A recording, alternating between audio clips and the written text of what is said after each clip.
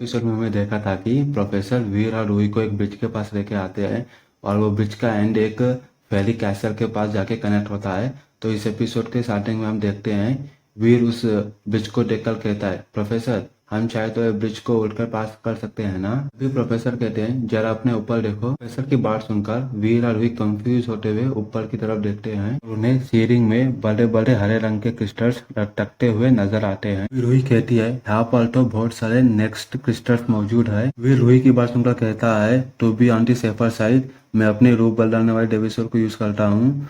लेकिन जैसे ही वीर की डेविसोर उस ब्रिज पर जाती है तभी उस पे बहुत सारे क्रिस्टल्स हमला कर देते हैं। ये सब देखकर प्रोफेसर कहते हैं ये हरे रंग के क्रिस्टल्स अपने पास रहने वाली हेयर को लेके काफी सेंसिटिव रहते हैं। एक बार इनके आसपास के बहती हुई हवा का रुख बदल जाए तभी ये मिनी क्रिस्टल्स किसी बाल की तरह से निकलना स्टार्ट कर देते हैं। स्पाइक से बने हुए क्रिस्टल्स इंसान की स्किन को जैसे ही छूते हैं सब लोग इंसान के खून को चूसना स्टार्ट कर देते हैं। इस सुपर डायमंड बॉडी भी इसका मुकाबला नहीं कर सकती है। वीर कहता है ये तो बहुत डरावनी ब्रिज लगती है मेरे को। तभी प्रोफेसर वीर की बात सुनकर कहते हैं ये तो कुछ नहीं, अभी और सुनो। तो उड़ के पार करने की सोच रहे थे ना, क्योंकि उड़ने वाली डेविसोर का इस्तेमाल करके उस पर जाना डेफिनेटली उन नेक्स्ट क्रिस्टल्स को ट्रिगर कर देगा। यही वजह थी कि हवा के सर्कुलेशन को कम करने के लिए एक रोटा रास्ता क्रिस्टल ब्रिज को धीरे धीरे चढ़कर क्रॉस करना ही है। प्रोफेसर जिराफ कसब वीर और रूही को बताते हैं उन क्रिस्टल से कैसे बचकर हम ये ब्रिज पार कर सकते हैं। प्रोफेसर वीर और रूही कुछ डिस्कस करते हैं और उसके बाद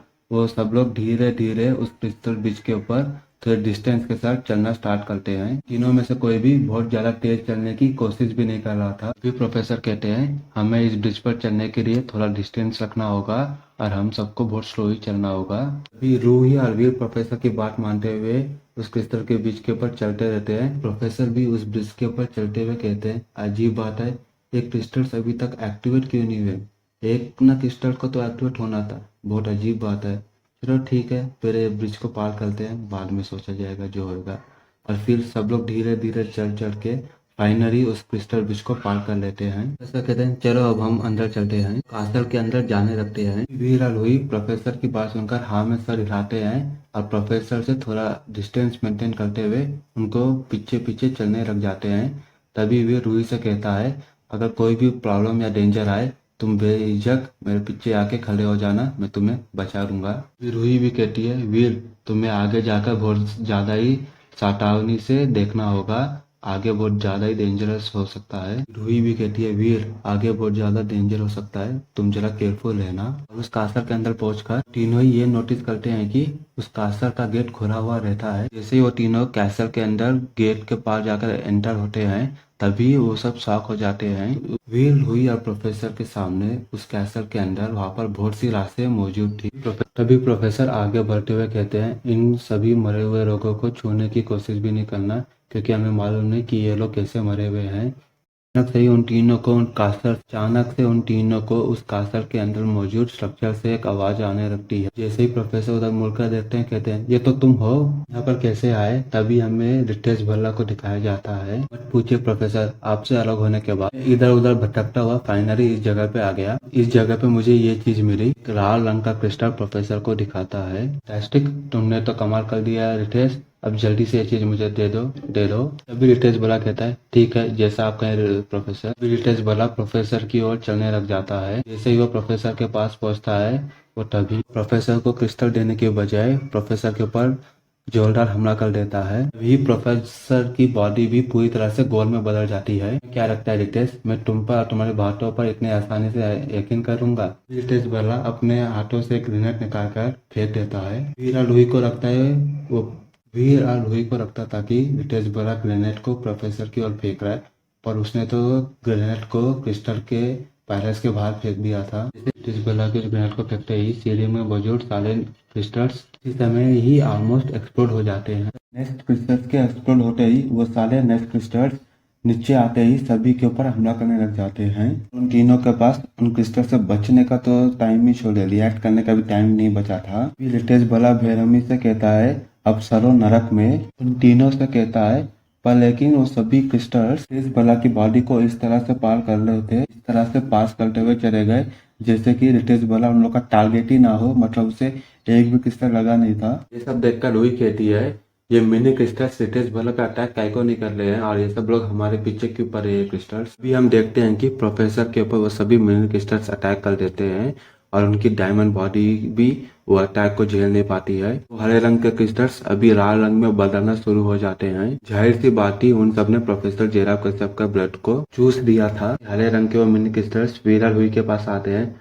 वो भी वैसे ही उन लोग को पास करके चले जाते हैं जैसे कि वहाँ पर उन दोनों का कोई असिस्टेंट नहीं था, मतलब वो दोनों वहाँ पर कहीं मौजूद नहीं थे, से वो रितेश भल्ला की बॉडी से पास करके गए थे। वीर ये सब होते हुए देखकर कहता है ये मिनी क्रिस्टल्स हम लोग के ऊपर अटैक क्यों नहीं कर रहे हैं। अभी रितेश भल्ला कहता है ठीक है फिर, जब ये मिनी क्रिस्टल्स तुम्हें नरक नहीं पहुंचा सकते तब मैं ये काम खुद ही कर लेता हूँ। फिर रितेश भल्ला अपनी गोल्डन रंग की डेविसो तलवार बुलाता है और वीर की तरफ बढ़ने लग जाता है, पर सरप्राइजिंगली वीर का ध्यान रितेश भल्ला की ओर नहीं रहता है। रितेश भल्ला के लेफ्ट हैंड में जो क्रिस्टल था उसे देख रहा था, क्योंकि वीर का 9 लेफ्ट कैट पेंडेंट वो क्रिस्टल को देखकर कुछ ज्यादा ही रिएक्ट कर रहा था। तभी वीर रितेश भल्ला को अपने तरफ अटैक करते हुए देखकर अपने आप को खुद ही फेरी क्वीन के रूप में बदल लेता है। अपना बेस्ट देने के लिए अपने बॉडी में नियति मंत्रा और ओवरलोड को फुल्ली एक्सट्रीम पर यूज कर लग जाता है। अभी रितेश भल्ला कहता है मैंने तुम्हें उस समय नहीं मारा था क्योंकि अगर प्रोफेसर को मेरी असली ताकत का पता चल जाता तो, लेकिन अब तो प्रोफेसर जेराव कश्यप ही नहीं रहे, तो अब मुझे किसी भी बात की चिंता करने की जरूरत नहीं है। तलवार से वीर के ऊपर अटैक करता है, रितेश भल्ला के हमले से बचता नहीं है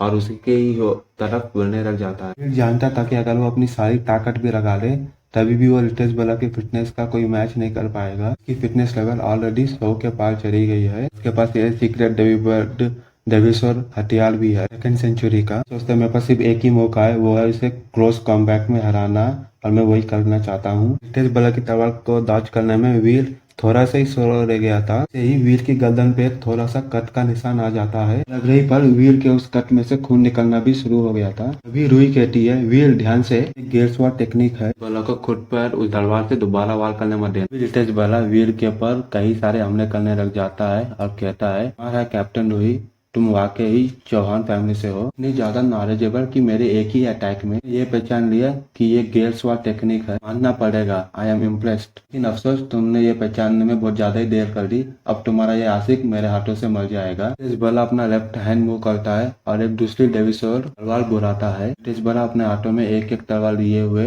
वीर के ऊपर अटैक करना जारी रखता है। देखते ही देखते वीर के बॉडी में कई जगह कट पड़ चुके थे। ये सब होते हुए देखकर वीर कहता है उसकी फिजिकल फिटनेस भी 100 के ऊपर है और उसके पास अपनी गेट्स और टेक्निक भी है जिसमें वो बहुत ही एक्सीलेंट है। बस कोई भी चांस नहीं है मैं उससे फाइट बैक कर सकता हूँ।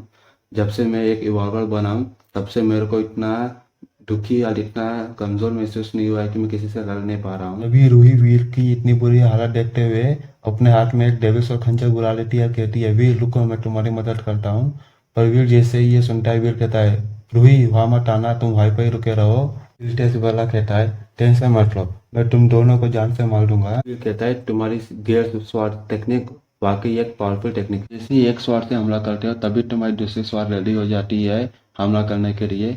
इससे कोई भी नॉर्मल इंसान तो लड़ नहीं सकता, पर तुम्हारी एक टेक्निक में एक फॉल्ट है। लेकिन इंसान तो इंसान ही होते हैं, वो तो मशीन नहीं कि बहुत ही ज्यादा एक्यूरेट रह सके। तभी रितेश भल्ला सोचता है किसी भी नॉर्मल रिवॉल्वर को मैं 100 या 200 स्ट्राइक्स में मार सकता हूँ, पर वीर की फिजिकल फिटनेस देखते हुए भी मैं उसे 300 स्ट्राइक्स में भी नहीं मार पाया हूँ। वीर भी इस समय बहुत सारी चोटें और घावों से कवर था, लेकिन वो चोटें और घावें जानलेवा तो नहीं थी। वीर अपनी किटिंग स्किल्स को यूज करते हुए उसके हर एक शॉट के अटैक से बचता रहता है और तभी वीर कहता है कोई फर्क नहीं पड़ता है कि तुम्हारी तलवार चलाने की टेक्निक कितनी अच्छी है, यार कोई भी टेक्निक में फ्लॉस एंड मिस्टेक्स होते ही हैं। वीर बहुत सारे फ्लॉस ढूंढ लेता है और रितेश भल्ला के अटैक से बच जाता है और ये सब देखकर रूही कहती है भल्ला को वीर के ऊपर स्टैप करने के चांसेस कम से कम होते जा रहे हैं, क्या ये सिचुएशन पलटने वाली है। बूम, तभी वीर अपने एक पंच से रितेश भल्ला की एक तलवार को तोड़ देता है। रितेश भल्ला ये सब होते हुए देखकर कहता है ये तो इम्पॉसिबल है। रितेश भल्ला अपने हाथ में ये वो लाल रंग के क्रिस्टल को पकड़ते हुए कहता है